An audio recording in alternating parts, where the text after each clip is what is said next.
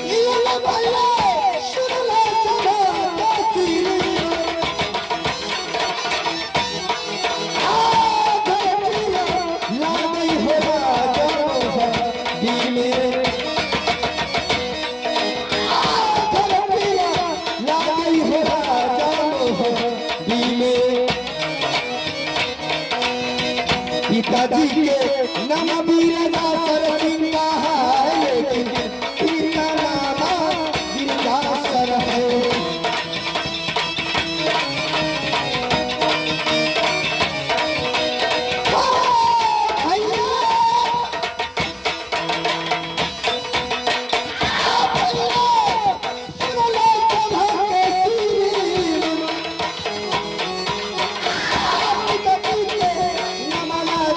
Yeah.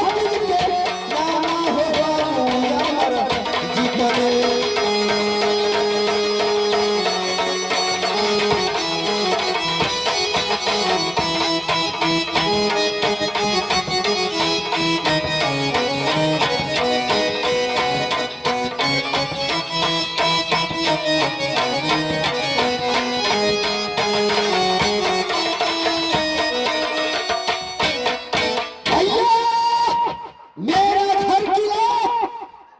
घर किला राजमहल, पिताजी को नाम विंध्याचल सिंह, माताजी को नाम रानी देवला, छोटा सा भाई जिसे नाम 51 किला के अंदर में कौन नहीं जानता है कि मेरा छोटा भाई का नाम जंगी रुदल सिंह, पुत्र के नाम इंदल कुमार, बेटी के नाम कंचन कुमारी, छोटा सा भाती जिसे नाम अमरजीत कुमार, लेकिन हमरे हो नाम मरकती आल्हा।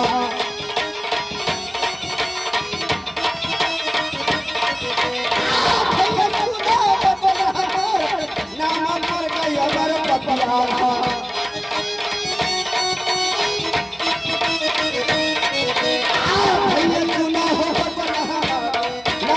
गया मरकती आल्हा।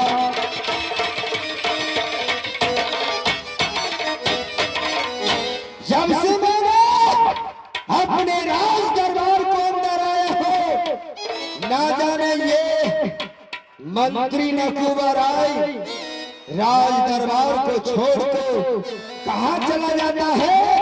मैं मंत्री नकुबर आए को बुलाता हूं।